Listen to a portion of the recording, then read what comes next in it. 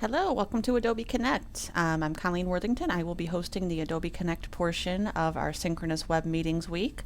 So thank you for taking the time to view this tutorial, just a couple minutes long. Wanted to give you a very high-level overview of Adobe Connect as well as instructions on how you will join the meeting on Saturday. You will find in the thread a link to join the meeting. It's not the same link I'm showing here, but it is just as easy as clicking on the link. When you click the link, it will launch Adobe. You don't have to have any sort of account or anything with Adobe Connect. All you need is the link. If it is your first time joining an Adobe Connect meeting, you may have to download a plugin. It took me like 15-20 seconds, so it's a fairly quick process. So I am in the meeting. Adobe knows I am the meeting host because I created it and I am actually logged into my account. So you will see 6 different pods, as they refer to them in Adobe Connect. So pods are the heart and soul of Adobe and sort of what makes it stand out and makes it so cool. So on this screen that you're looking at, I see a whiteboard pod, a video pod, attendees, notes, chat, and files.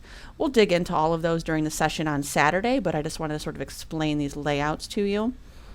The attendee pod in particular, you see there are two people in this meeting. There is me, I just joined as the host, and then before I started the recording, I actually joined as a participant just so I can kind of flip over to that view and you can see the difference between what the host can see and do and what the participant will be able to see and do. Down the right-hand side is where they have what they refer to as layouts. So right now we're in the collaboration layout. In this, and you'll see it at the top too, collaboration. These three layouts, sharing, discussion, and collaboration, are Adobe sort of default layouts. I didn't design this. I didn't do anything with these. When I create a meeting, these are what I see. The nice thing about Adobe is that all these pods on the screen on this one, as well as if I switch layouts and go to the discussion pod or the discussion layout or the sharing layout, all the pods that you see are highly customizable. When you join the meeting on Saturday, it will not look like this. I promise. I've customized it and added everything we'll need to have a fun interactive session.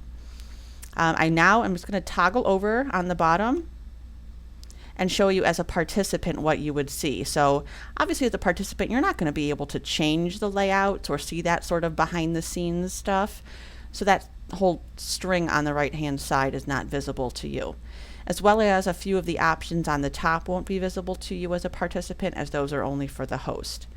I'll get into that more in our session on Saturday, but I wanted you again to see the difference between what the host sees and the participant. So just like in WebEx, if you were participating in that session, Truman was able to share a number of different things in WebEx. He shared with us some, slides from a PowerPoint presentation, brought us to YouTube, whiteboard. So just like WebEx has those features, most synchronous online learning tools have those as well. Adobe is no exception. So I can share my screen. I can share a document, including MP3 files, PowerPoint presentations, Word documents, and then of course the whiteboard. So pretty similar, I think, to the WebEx, intuitive. You'll have all of your tools down the left-hand side, and then I can draw and write and shapes and text. Pretty similar to what you saw in WebEx, and if you used whiteboards before, I think it's fairly intuitive. So going back to see what the participant sees, they don't have all of these options down the side until I as the host enable them, similar to what you saw in WebEx with Tremaine.